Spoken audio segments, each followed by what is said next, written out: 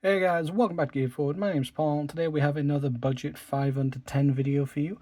Just a quick overview of how this works. Every item in this list will be £10 or under, which normally means that it is usually $10 or less, or close enough that, there's maybe $1 or more, or sometimes even cheaper. Now, everything in this list follows a simple rule where you can buy the individual item for the price I tell you. You can sometimes get cheaper deals by buying multi-packs, and then the unit price is cheaper, but you still have to buy the more expensive multi-pack, and that's not really how I like to run these videos. So everything you see, you will be able to get individually for the price mentioned. So with that, let's go ahead and jump into our first item. Now this is a travel spork by a company called Boundless Titanium, or Boundless Voyage. It comes in this oversized pouch, which you could probably fit some other accessories in as well, and it is a folding design. Now this is titanium, and how this works basically is as it unfolds, so you see we have a couple of detents here. They will snap into place, but this on its own is not, the strongest of connections. So this tab, this says titanium on it there, when you push this down, is actually going to spread the metal of the handle so that it actually makes it so this won't then close, which is a nice little securing mechanism I've not seen before. Overall shape is pretty ergonomic. You got some nice pointy tines. There is no serration for this to act as a knife, however you don't really need it. Those tend to not work particularly well to begin with. The bowl is decently deep, so it works well for soups and whatnot. And this is a nice cheap alternative to something like my Phi Titanium, that kind of thing. And for the price, this comes in at £7.98. This is really a really excellent value. They have other types of utensils as well you can choose from. I think the Spork is the most versatile. The only real criticism I have of this is a silly little nitpick. The bag is too big. I mean, yeah, and that's the only negative thing I have to say about this. This is a really great option at a really great price. And of course, for size comparison, up top we have a 91mm Swiss Army knife, and down below we have a 58. Our next item might be a little bit unconventional, but with D&D and other tabletop games on the rise, I think this is relevant to include, and this is a container of miniature polyhedral dice. The container itself, kind of squeaky, not the greatest quality, but it works. And inside we have a full set of polyhedral dice. These are metal. They do have a good weight to them compared to their tiny, tiny size. And just to give you an idea of how tiny they are,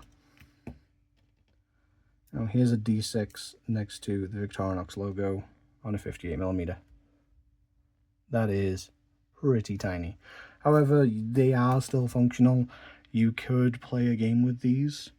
For the actual size of the container, you could probably actually fit 2 sets in here, or at the very least 2 sets ditching something like a D12, which won't be used as much, at least in 5e. And considering that this is only $4.99, you could actually get 2 sets, combine it into one bigger set, and still stay under the budget at $9.98. So this is just a fun little addition.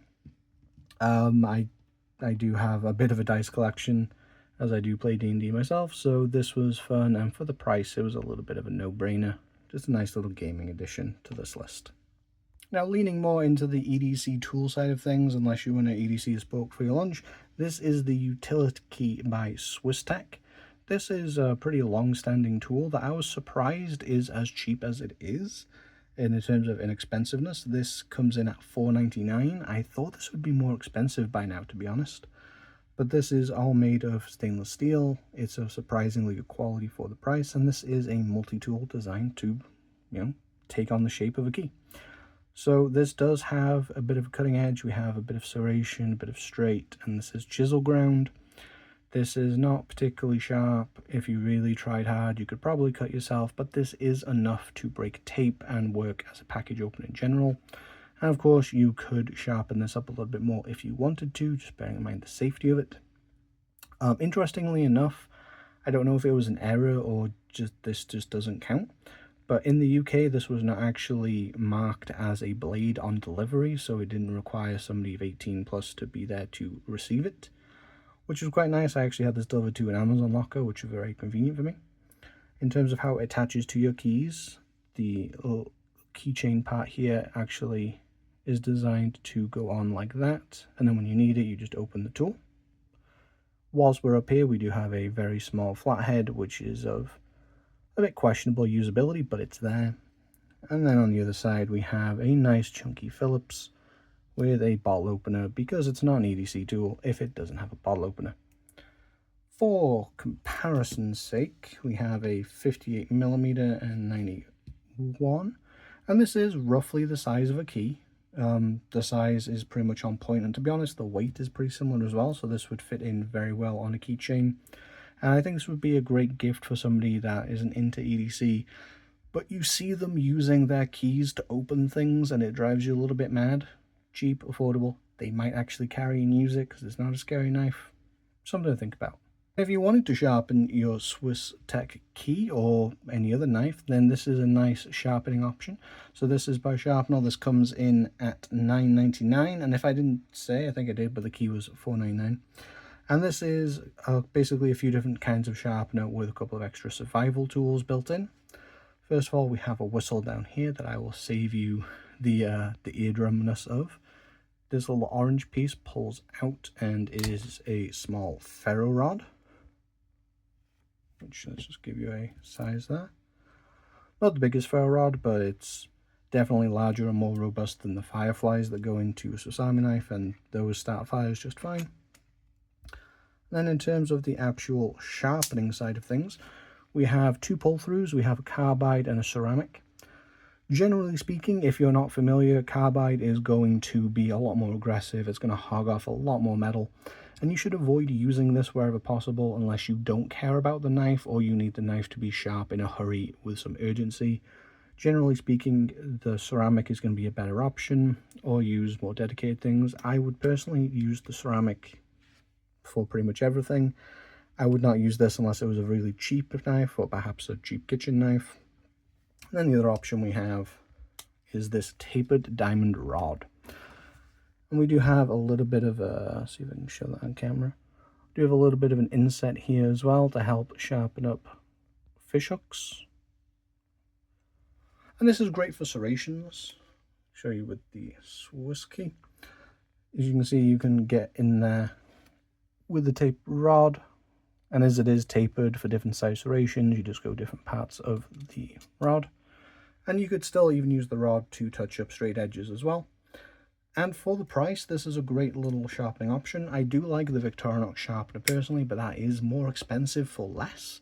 This is a great value option, and despite how it may look like a little bit cheapish at times, this is actually pretty decently built.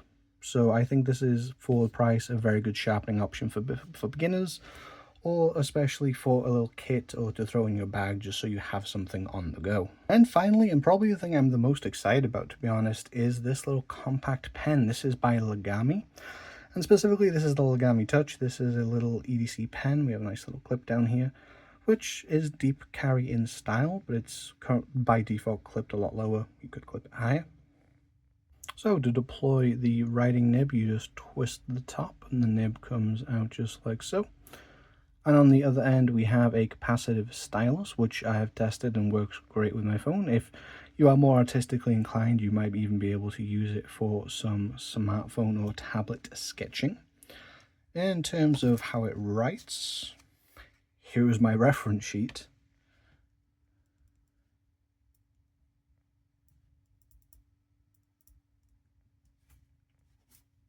And the words are Felix Imler, hello YouTube. So it works really well, actually. It's a nice smooth writer. In terms of refill, I don't actually know what refill it has. You can, as you can see, remove the front, and then it's held captive in the back, and you could probably pull this out to replace it. I haven't gone as far as to do that, just in case it breaks, but you could probably replace that refill. In terms of size, let's go ahead and 58mm, 91mm. You can see it is roughly the same size, maybe a touch longer than the 91. And the reason that I got excited about this is because when it comes to compact pens like this, there really isn't that much out there that isn't on the more expensive titanium side. Getting nice affordable pens that aren't cheap crap in this form factor is pretty hard, and up until now, for me at least, that market has been dominated by the O Pen Mini. Now, this is not going to replace the O Pen Mini for me. I prefer the O Pen Mini just a little bit more in terms of the bolt action and the clip. However, this is a good option. It does come in multiple colors. I personally think that this green is lovely, and I think that this dresses up a little bit nicer than the O Pen Mini. I think this goes into a classier carry, perhaps for an office or a function. So I think this definitely has an option. And in terms of the capacitive stylus, if you're looking for, why would I ever need one of those? I just use my finger on my phone. For the same reason that an EDC pen is nice to have, so you don't use a public pen for signing documents or receipts or whatnot, it's also nice to be able to use one of these things instead of using a public touchscreen. One of the biggest, literally biggest examples I can think of right now is those large screens they have in fast food places for ordering now, such as McDonald's. Instead of touching the screen everyone touched to order their food, you can just use your stylus to just bam bam bam and not dirty your hands further before you eat. So that's just a quick example, and as this comes in at $7.99, which is also cheaper than the O Pen, however this does get added as like a pound addition to bundles and is sometimes free, so the price is a little murky. I think this is a compelling alternative if you're looking for a small pen and the O Pen Mini didn't do it for you. I think this is a great example, and I think it would also be a pretty nice gift. And there's quite a few color options should you not like the green. So that's been this installment of 5 under 10. What do you think of these items? Has any of these caught your eye? Do you have any of these? And what are your thoughts on them? Let me know in the comment section down below. Also, let me know if there are any items that fit this category that you would like me to check out and put on the channel, or if you would also like a slightly more expensive version of this budget series, perhaps 15, 25, something like that, let me know as well. And whilst you're down there, I'd appreciate a like and subscribe to the channel. It does greatly help us grow, and every single like and subscribe is appreciated. If you'd like to support the channel a little bit more directly, please consider a coffee donation, Patreon membership, or a YouTube membership for the channel. Everything helps get more gear on the channel and helps keep the videos coming more frequently. Until next time, I've been Paul, and I hope you have a wonderful rest of your day.